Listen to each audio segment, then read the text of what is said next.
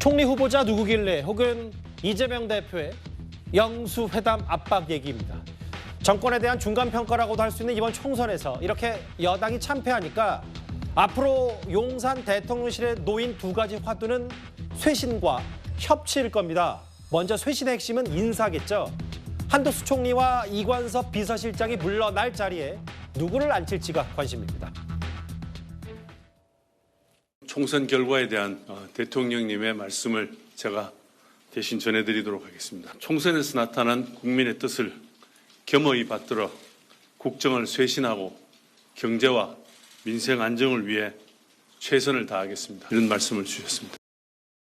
지금은 야당을 국정 파트너로 생각하면서 협치를 끌어내야 될 사람이 와야 되거든요. 총리를 만약에 야당에게 맡긴다고 하려면 이재명 대표님하고 영수회담이라도 하셔야죠. 아무것도 하지 않고 이게 마치 흘리듯이 이렇게 얘기하는 거는 오히려 야당을 되게 우습게 생각하는 거라고 생각해서 저는 그래요? 오히려 불쾌합니다. 일단 비서실장, 홍보수석, 정무수석은 이미 사의를 표했고요. 대통령도 이를 조만간 수용할 것으로 알려졌습니다. 특히 이제 총리 얘기 전에 비서실장 얘기는 결국은 대통령실의 살림과 대통령에게 쓴소리 혹은 정무적 판단을 어떻게 조언하고 이끌 것이냐. 이관섭 실장 자리에 김한길 위원장, 장제원 의원 여러 하마평들이 거론이 되는데 아직 구체적으로 가닥은 안 잡힌 모양이죠.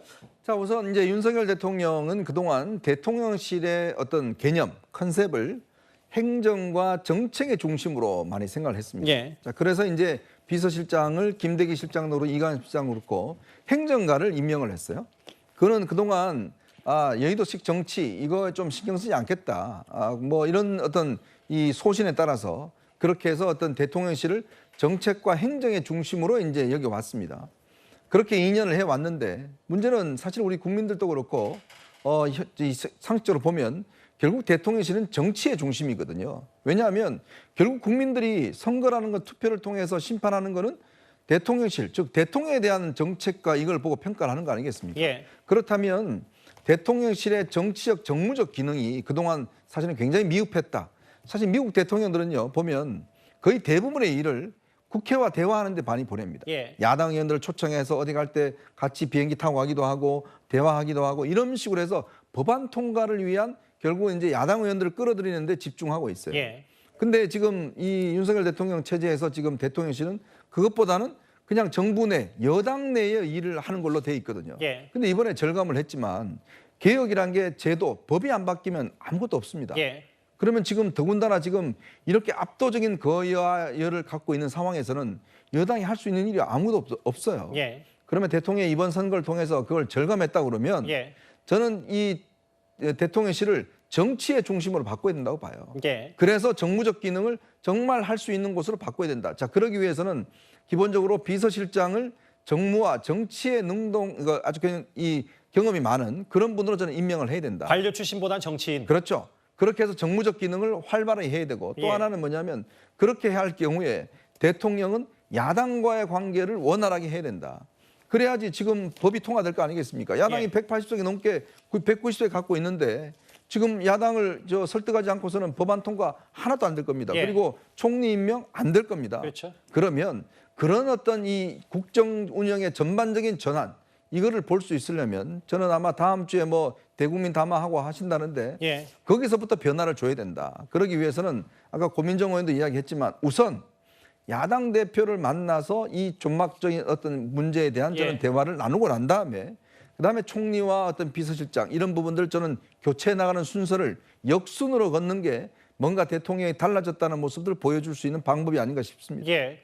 일단 개각 혹은 분위기 쇄신 이런 부분 있을 거고 아까 영수회담 얘기도 저희가 바로 뒤에 준비돼 있으니까 윤 대통령과 이재명 대표의 만남이 성사될지 말지도 한번 봐야 되는데 그 전에 일단 총리는 좀 더 복잡한 방정식이어서 비서실장이랑 그렇다 치고 야당의 협조가 필수니까. 근데 이제 벌써 여기에도 또 김한길 위원장이 등장을 또 하는데 주호영, 권영세, 김병준 이런 조금 폭넓지만 대통령 의중을 잘 알 수 있는 사람이 총리가 돼야 된다는 얘기. 어제 오늘 가장 많이 이름이 오르내렸던 인물들 저희 중심으로 꾸며봤거든요. 그러니까 지금 이렇게 이름이 오르내리는 분들은 아마 대통령실 출입 기자들이 대통령실 관계자 말로 얘기하는 거는 수석 인터뷰에서 얘기를 하는 건데 예. 하마평에 오르는 분들을 얘기하고 누구 하나 결정된 단계는 아니고 예. 그냥 우리가 많이 알고 있는 그 이름 오르내릴 수 있는 그 그룹들을 가지고 얘기를 하는 거고 예. 저는 저기서 결정되는 게 아니라 전혀 의외의 인물이 나올 수도 있다고 생각을 해요. 예. 그리고 좀 이현정 위원님이 대통령실의 그 방점은 정무랑 홍보에 있다고 하셨는데 사실 대통령실 초기의 어떤 업무는 정무 홍보 쪽보다는 어떤 정책 파트하고 법률 쪽으로 치우쳐진 게 많았었거든요. 아하, 예. 그러니까 대통령실에서 나가는 모든 정책은 법리적인 판단을 거치는데 예. 이런 부분에 대해서는 철저하고 안전했지만 상대적으로 어떤 시민사회라든지 정무 파트, 정치권과의 협의라든지 소통 분야에서 미흡했던 거는 맞아요. 아하. 박근혜 정부 시대에 정홍원에서 황교안으로 이제 총리가 넘어가고 그다음에 김기춘 비서실장 계속 계셨지만 예. 김기춘 비서실장님은 그래도 정치 경험이 계셨잖아요. 예. 근데 지금 윤석열 정부의 비서실장님이나 그다음에 총리는 다들 관료 출신이기 때문에 네. 관료나 검사 출신은 콘텐츠나 어떤 방향에 대해서는 지향점이 맞을지 몰라도 유연하게 사태를 해결하고 소통하는 분에서는 아무래도 미약할 수밖에 없기 때문에 이번 총리는 더군다나 야당의 동의를 받아야 되는 부분이잖아요. 국회에. 지금 108석 가지고는 야당의 동의 없이는 인준안이 통과가 될 수 없고 그렇다고 밀어붙일 수도 없는 노릇이기 때문에 뭔가 야당의 동의를 받을 수 있고 소통할 수 있는 사람이 나와야 되는데 아까 그분들은 그러니까 아까 그분들을 제가 뭐 폄훼하는 건 아니고 좀 더 의외의 다른 인물이 나와서 좀 더 국민들이 이 정도면은 윤석열 대통령이 이제 의지가 바뀌었구나, 쇄신하겠다는구나, 바뀌었구나. 예 그런 정도의 인물이 나오기를 바랍니다. 바람이죠. 그게 현실로 네, 될지는 잘 바랍니다. 모르겠는데. 네. 무슨 말씀인지 알겠어요. 그러니까 두 분 다 어쨌든 지금 용산 대통령실의 기능이 관료 출신의 정책, 법률 부분에 집중이 돼 있다면 이번에 총선에 중간선거에 심판을 받은 거를 계기로 해서 체질 개선은 돼야 되지 않냐. 그런데 이건 어느 정도의 무게를 좀 둬야 되는지 모르겠지만 박성민 비서관님, 요즘에 홍준표 시장이 좀 많이 등장하고 특히 이준석 대표도 여의도 입성 이후에 어제도 뭐 윤석열 대통령 반윤에 뭐 선봉에 서겠다는 여러 가지 메시지를 냈었는데 화끈하게 홍준표 총리 어떤가라고 얘기했어요. 현실성이 있는 얘기입니까? 사실 저거는 이제 현실 가능성을 염두에 뒀다기보다는 가장 아프게 윤석열 정부에 던질 수 있는 말이 무엇일까를 고민하다가 나온 대답 같다는 생각을 했어요. 그러니까 홍준표 대구시장을 현실적으로 뭐 총리로 앉히기는 어려운 상황이죠. 근데 왜 저런 말을 했을까 생각해 보면 과연 지금 보수 진영에서 대통령을 향해서 저 정도로 쓴소리를 할 수 있는 사람이 있느냐, 또는 지금 국민의힘 운영 과정에 있어서 대구시장임에도 불구하고 어떻게 보면 어떤 정치인들보다도 굉장히 큰 스피커를 가지고 사안마다 이야기를 하고 계시잖아요.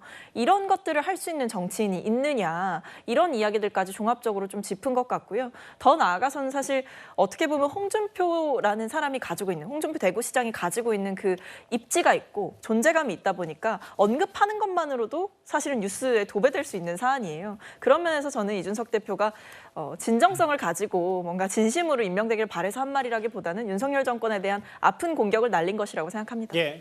뭐 지금 두 사람이 서로 띄워주고 띄워주는 그런 관계인 것 같습니다. 어떤 이 권력 공백기에 서로 한번 떠보자는 그런 저는 주장 같아요. 근데 홍준표 시장의 총리는 총리가 아니고 자기가 대통령 할 겁니다.